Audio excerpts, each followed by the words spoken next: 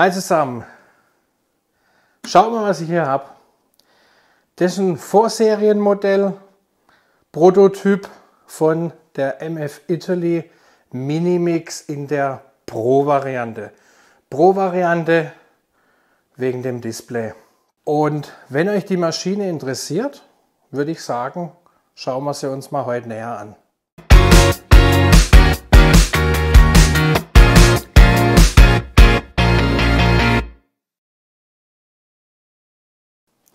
Mir wurde die Maschine vorzeitig von Tizzeria.com vom Tobi zugeschickt. Der hat gesagt, René, schau dir mal die Maschine an. In deinen ganzen Maschinentests und Maschinen, die du schon hattest, sollte die Maschine nicht fehlen. Es ist zwar ein Vorserienmodell, aber trotzdem schauen wir es uns heute mal gemeinsam an. Das heißt, wir sprechen mal ein bisschen über die Technik, über die Verarbeitung und so über die Eindrücke, die ich die letzte Zeit jetzt mit der Maschine hatte. Und dann zeige ich euch ein bisschen die Bedienung und dann schauen wir mal, wenn die Maschine rauskommt, was dann noch so ist, wie es jetzt ist. Also ein bisschen aus dem Nähkästchen geplaudert. Nach meinen Informationen ändert sich der Bereich nochmal. Das heißt, das Display wird wohl geändert. Das sehen wir dann auch, wenn wir jetzt hier uns die Maschine genauer anschauen gleich. Und wohl der Aufsatz wird irgendwie noch ein bisschen schöner gemacht. Also da schauen wir heute auch in der Bewertung oder überhaupt, was die Eindrücke angeht, ein bisschen drüber weg.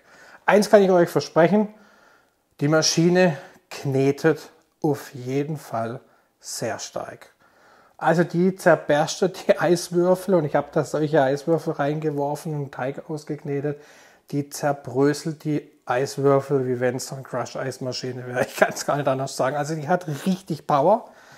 Und ich zeige es euch auch gleich, wenn wir die Spirale anschauen. Das ist ein richtiges Teil. Also, ich hole euch mal ran. Dann gucken wir uns mal die Details zusammen an. Jetzt sehen wir hier schon nach dem Bildschirmschoner im Prinzip den Startscreen. Ich starte jetzt einmal die Maschine. Das geht durch Taste drücken.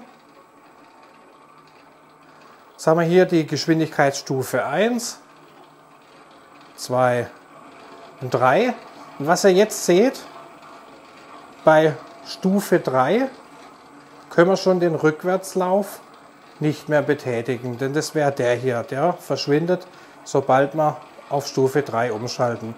Was wir aussehen können, ist ganz schön die Geschwindigkeit, die die Maschine jetzt fährt, hier durch die Anzeige und natürlich Emergency Stop ist jetzt ein bisschen doof, denn das ist einfach der Stoppknopf. Ich kann hier noch einen Timer einstellen. Ich habe jetzt hier 12 Minuten 30. Ich kann jetzt im Prinzip sagen, auch ziemlich pingelig, ob das jetzt in den Schritten Sinn macht, weiß ich nicht. Wenn ich jetzt hier drauf bleibe, macht es auch. Fährt sie dann auch selbstständig hoch.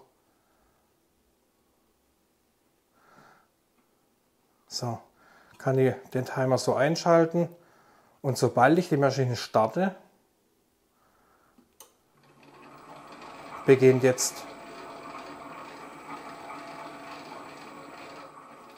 der Timer.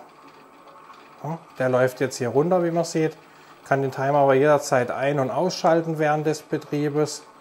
Und so, während die Maschine läuft, springt der Timer, sofern ich ihn wieder einschalte, auch automatisch an. Ich kann hier den Timer auch während des Laufens der Maschine beeinflussen, kann den verändern, kann die Drehrichtung der Maschine ändern. Funktioniert eigentlich alles ganz gut. Also das Display, wie gesagt, hier den Bereich noch nicht so ganz bewerten. Man sieht hier noch Teile des Displays, das wird noch anders gemacht. Das heißt, das Housing hier wird noch ein bisschen verändert und scheinbar kommt hier auch noch mal ein bisschen reaktionsfreudigeres Display rein. Das schauen wir uns dann noch mal an, wenn die Maschine im Serienzustand dann wirklich ist. So, jetzt zeige ich euch noch mal die Spirale und so die anderen Highlights an der Maschine.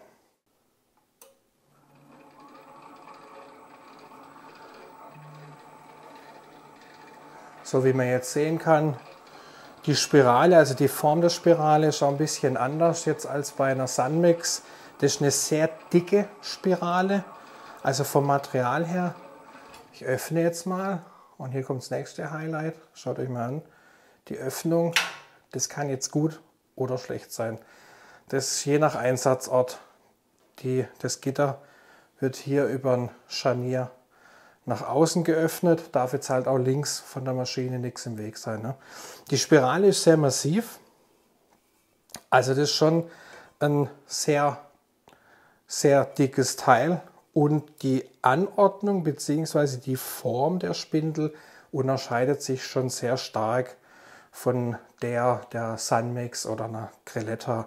Also die macht hier eine relativ flache Kurve und geht dann erst im unteren Bereich nochmal richtig rum. Funktioniert aber in der Praxis sehr, sehr gut. Schauen wir uns nochmal das Verarbeitungsniveau an.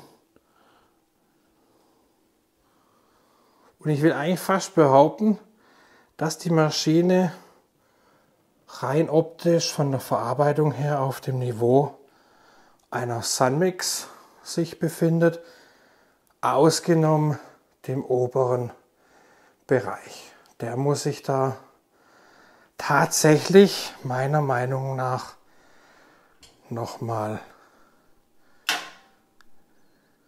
beweisen. Ich hoffe, ihr habt ein paar Eindrücke über die Maschine gewonnen.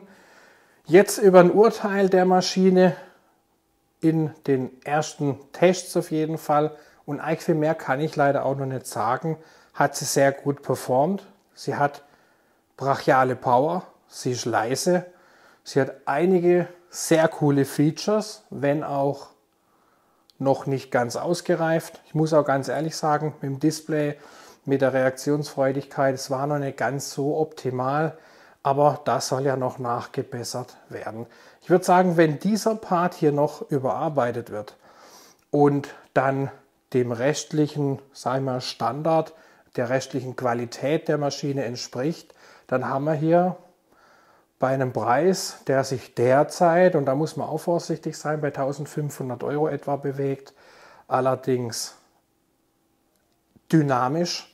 Das heißt, wir können auch später hier von 1.800 € reden oder 1.700 €.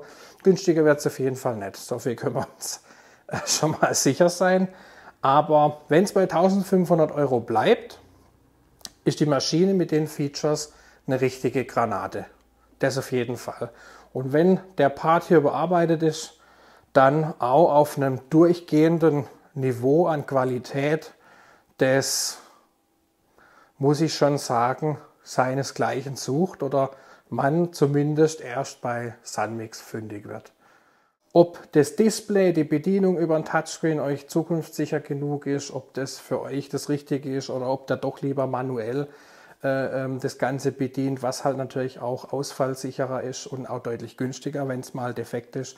Das müsst ihr natürlich für euch überlegen. Das soll es von der Maschine, aber auch von mir erstmal gewesen sein. Ich hoffe, das Video hat euch gefallen, es hat euch was gebracht. Vielleicht auch die Entscheidung, ob die Maschine für die Zukunft für euch was ist. Aber an der Stelle verabschiede ich mich. Denkt dran, Kanal abonnieren, Glöckchen klingeln, Glöckchen aktivieren. Dann verpasst ihr auch keine zukünftigen Videos mehr. Und wenn es euch gefallen hat, lasst ein Like da. Schaut auf dem Blog vorbei, renesfoodpassion.de. Da gibt es jedes Video immer mit etwas mehr Bildern und Text und Hintergrundwissen zu den einzelnen Geräten oder was ich halt sonst so treibe. Also an der Stelle, jetzt war es das aber. Ich bin raus, bis zum nächsten Video. Macht's gut. Ciao.